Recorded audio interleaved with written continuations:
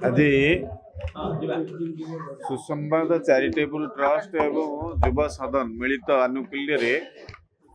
युव समाज को आगु को आनिया कि विशेष भाव में राजनीति क्षेत्र रे जोड़िया कि ये जो प्रयास थिला बहुत सुंदर प्रयास थिला। इथिरे प्राय 5 दिन धरिकी ये प्रयास जारी रही थिला। आज तार पुरस्कार वितरण कार्यक्रम थिला। इथिरे जो माने प्रतियोगी थिले पुरस्कृत हेले सेमानकर जो अभिभाषण आम शुणिलु से निश्चित रूप आशा रखुचु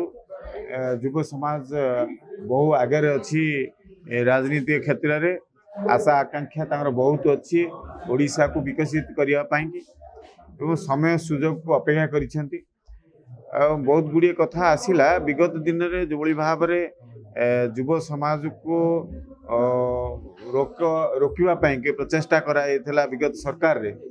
से कथा किसी बंधु आनिले आगु को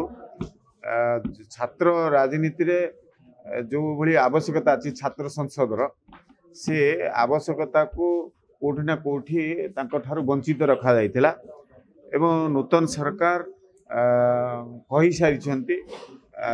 विभागीय मंत्री से कथा कही सारी जे आसंता वर्ष छात्र संसद निर्वाचन हब से समस्ते पार्टिसिपेट करेंगे गोटे सुंदर वातावरण रे सेटा हब। एटा गोटे बहुत भल पॉजिटिव कथा आसी छात्र संसद निर्वाचन जरिया रे छात्र माने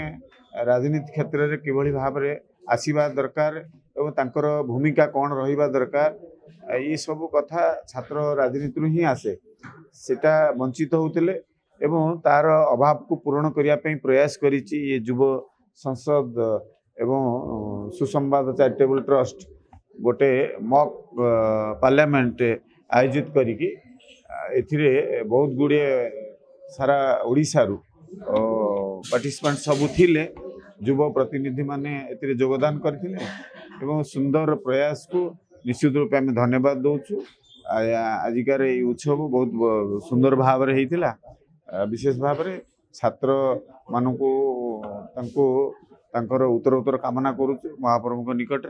से माने आगु को आसतु ओडिशा को विकसित करंतु भारत को विकसित करंतु भारत विश्व